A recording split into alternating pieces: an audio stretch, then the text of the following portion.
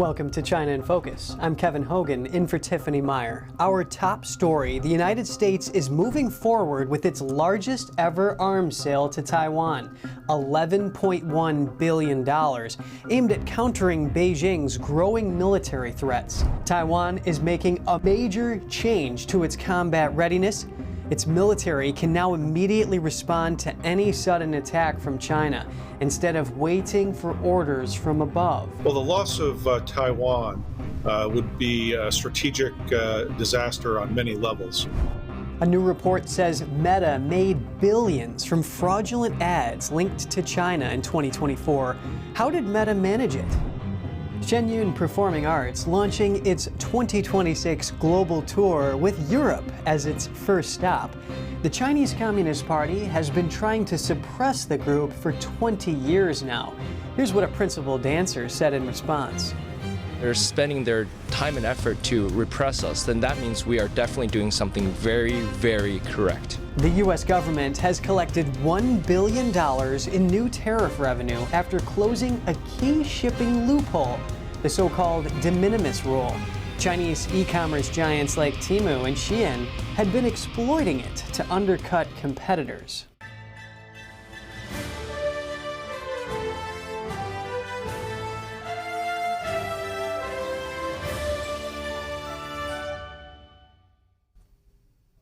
The largest ever arms sale to Taiwan. The U.S. approved $11.1 billion in arms sales to Taiwan on Wednesday. It comes as Beijing ramps up military and diplomatic pressure on the island. The deal covers 8 items, including HIMARS rocket systems, which have been used extensively by Ukraine against Russian forces. Additional items include howitzers, anti-tank missiles, loitering drones, and parts for other equipment. That's all according to Taiwan's defense ministry. It said the package now requires approval from U.S. lawmakers, though Taiwan has widespread cross-party support. The Pentagon said the arms sales serve U.S. national, economic, and security interests by supporting Taiwan's continuing efforts to modernize its armed forces and maintain a, quote, credible defensive capability.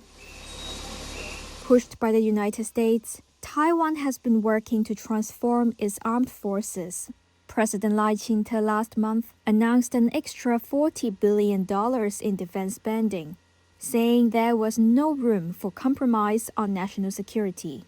Washington has formal diplomatic ties with Beijing, but maintains unofficial ties with Taiwan and is the island's most important arms supplier.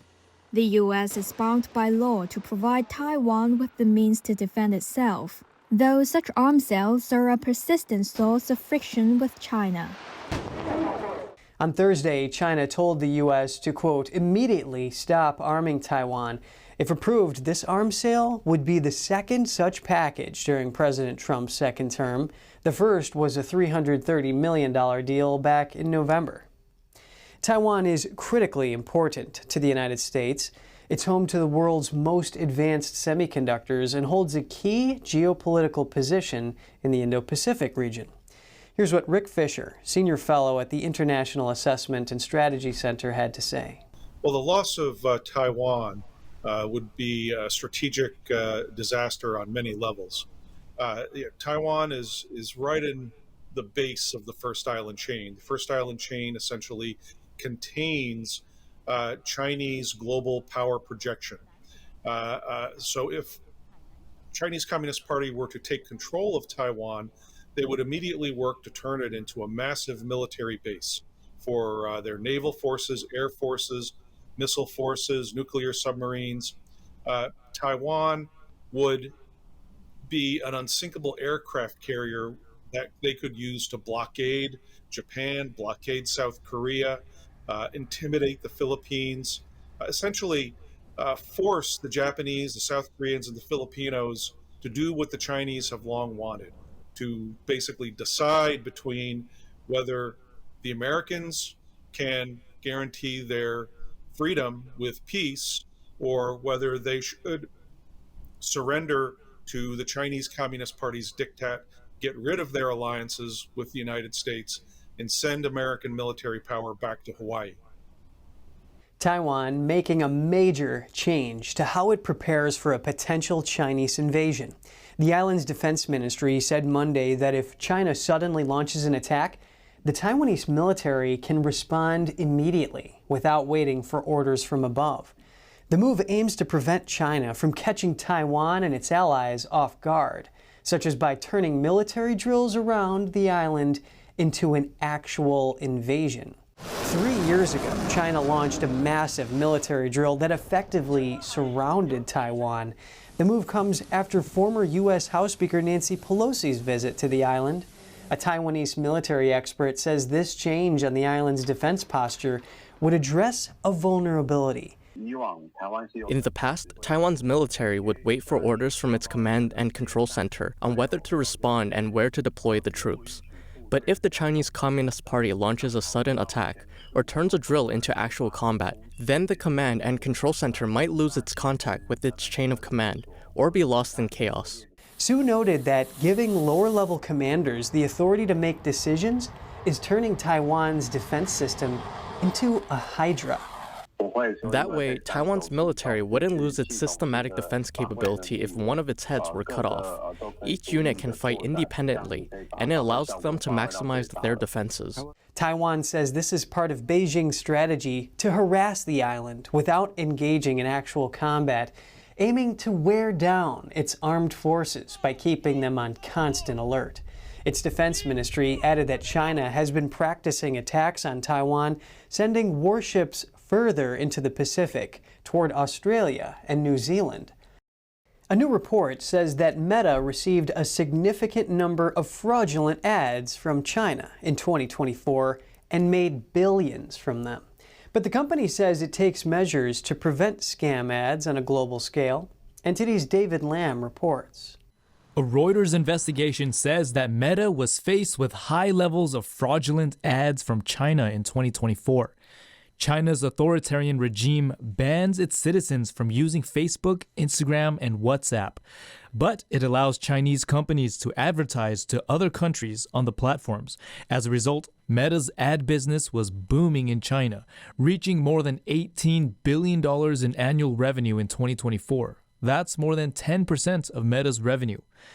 But according to the Reuters report, Meta found that almost 20% of that money was coming from ads for scams, illegal gambling, pornography, and other banned content.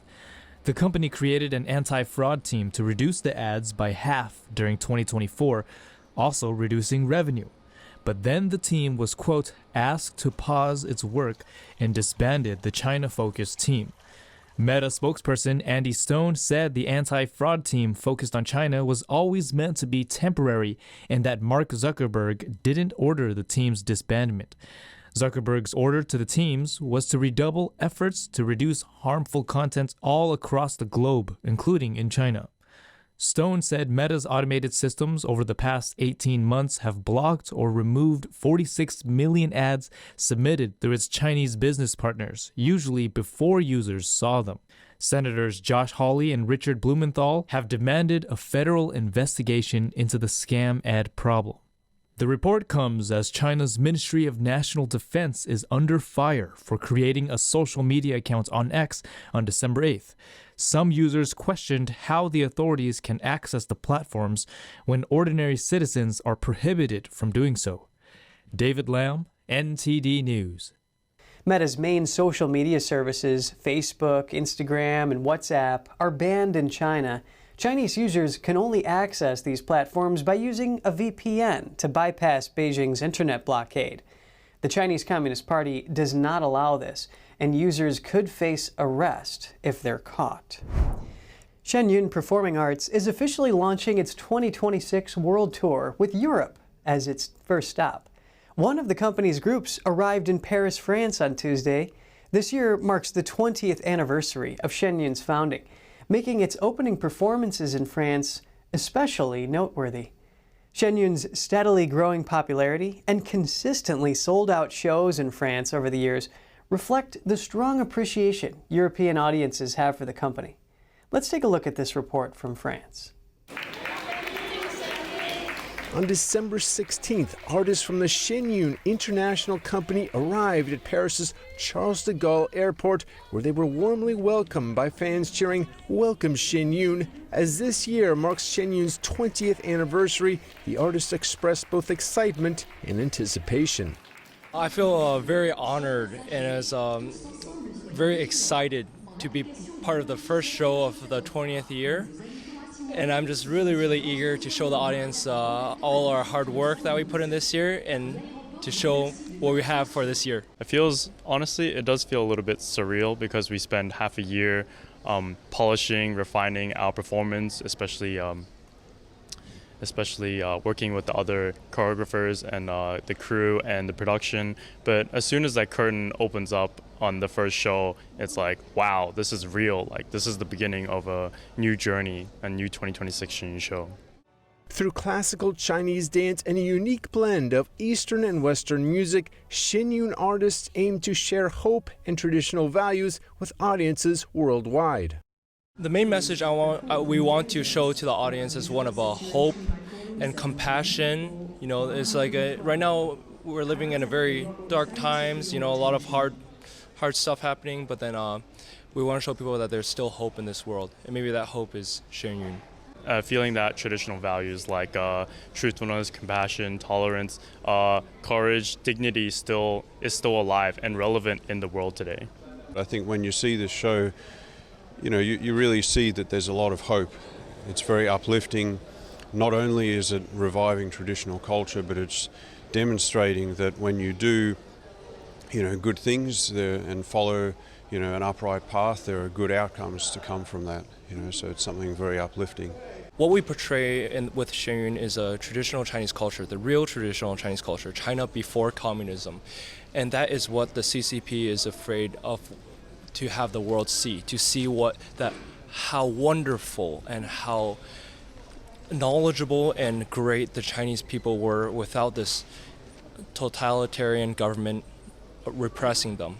A lot of people, I think, they really understand anything that the CCP is against is going to be good, is going to be worth watching. If they're willing to invest their time, energy, and money, this biggest government in the whole world right now, they're spending their time and effort to repress us, then that means we are definitely doing something very correct. Over the years, Shen Yun has been warmly embraced by mainstream audiences in France, with performances nearly always selling out. This year, box office results have once again reached new highs. According to the French presenter, performances in 9 cities are already completely sold out. By the end of January next year, all 99 performances across 15 French cities are expected to sell out. Due to overwhelming demand, ticket sales for Shen Yun's 2027 season in 10 cities have already opened in advance. On December 18th, Shen Yun's 2026 global tour will officially begin in Amiens, France, located in the heart of Europe, before traveling to 5 continents around the world.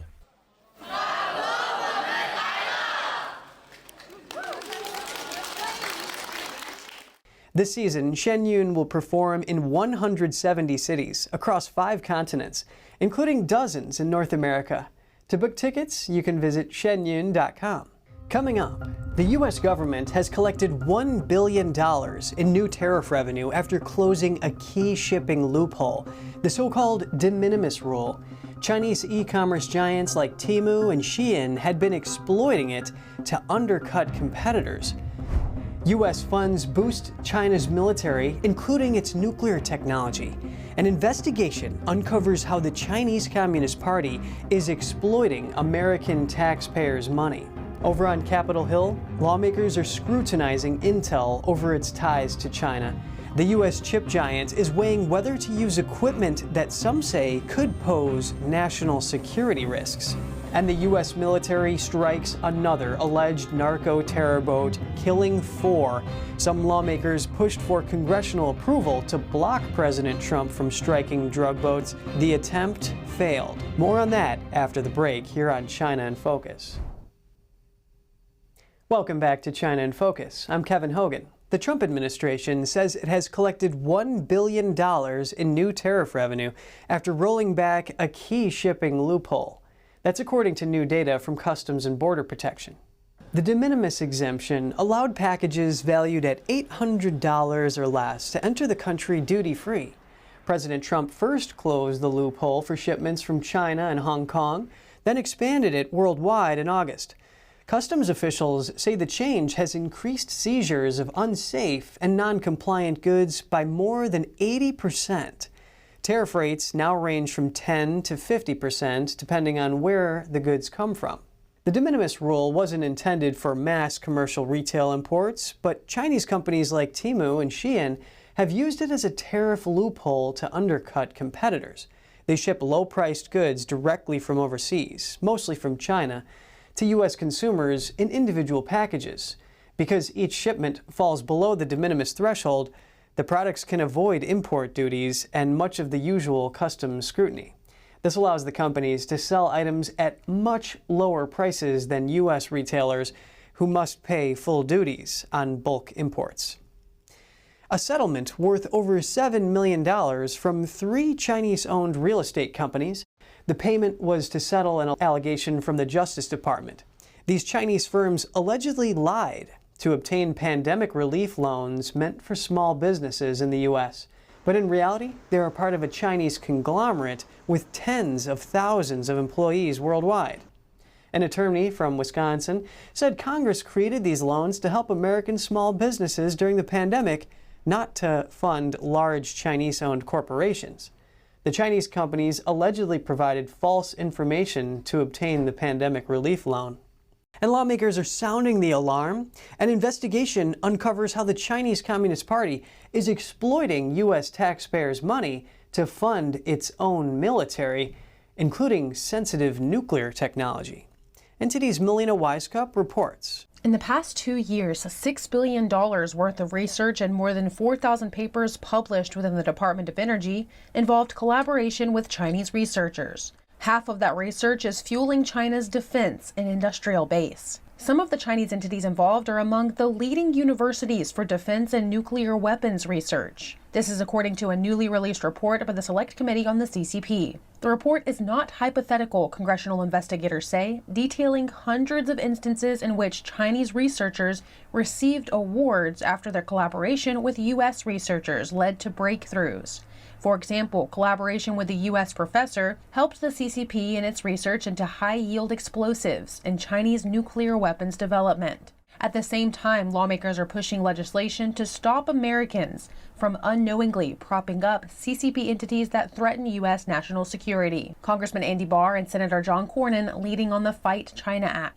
We're codifying President Trump's America First investment policy with this legislation, which will stop the flow of capital and know-how into these sensitive technologies that threaten our national security. The chairman of the China Committee described the situation as deeply alarming and called on the Department of Energy to stop the exploitation and protect hard-earned taxpayer dollars. To address this, lawmakers are calling for tighter rules, like requiring the government to disclose research ties with China. The Department of Energy said it's reviewing the report and vows to ensure the integrity and security of DOE programs. Reporting from Washington, D.C., Melina Weiskup, NTD News. U.S. lawmakers are scrutinizing Intel over its ties to China, accusing the chipmaker of putting national security at risk. The concerns come after a Reuters report revealed that the U.S. chip giant tested semiconductor manufacturing tools from a company linked to China. It's equipment that could be used in Intel's most advanced chip production. According to Reuters, Intel was evaluating chip-making equipment from ACM Research, a U.S.-based company with deep operations in China. The tools were tested in Intel's cutting-edge manufacturing process, the technology behind its most advanced chips. That move is drawing sharp criticism from China hawks on Capitol Hill on Wednesday. 2 of ACM Researchers' overseas units were sanctioned by Washington last year for allegedly supporting China's military and advanced chip ambitions.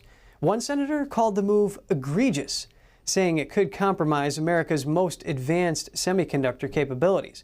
Intel is facing intense scrutiny because it receives U.S. taxpayer support and is partially owned by the federal government.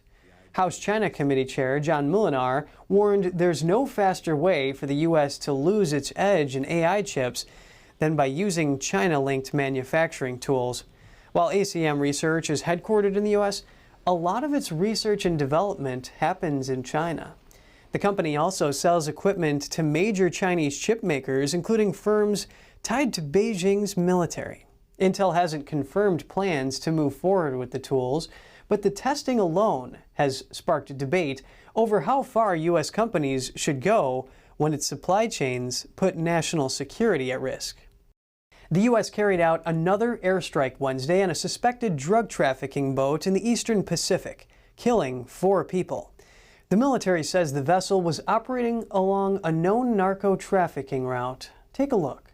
The military says the strike was ordered by Secretary of War Pete Hegseth and no U.S. forces were injured. The military identified the 4 men killed as narco-terrorists. The strike is the latest in a series of strikes the U.S. has carried out on alleged drug boats, all part of President Trump's campaign to stop drug trafficking into the U.S. Some lawmakers are calling for these strikes to require congressional approval, but yesterday the House rejected a resolution that would have done that. The House also rejected a similar resolution that would have required Trump to seek congressional approval to carry out strikes on Venezuela. It comes as tensions with the Latin American country continue to escalate, with the U.S. blocking sanctioned oil tankers from going in and out of Venezuela. Beijing voiced its support for Venezuela on Thursday amid rising tensions in the region. Earlier this week, President Trump ordered a complete blockade of sanctioned tankers entering and leaving Venezuela. At the same time, Washington massed troops and warships nearby. China remains the largest buyer of Venezuelan crude oil. And that's all for today's China in Focus. I'm Kevin Hogan in for Tiffany Meyer. If you have any feedback on the show, or if something you'd like to see us cover, send us an email at chinainfocus@ntd.com. For round-the-clock original news coverage, visit us at ntd.com or download our NTD app. Thanks for watching. See you soon.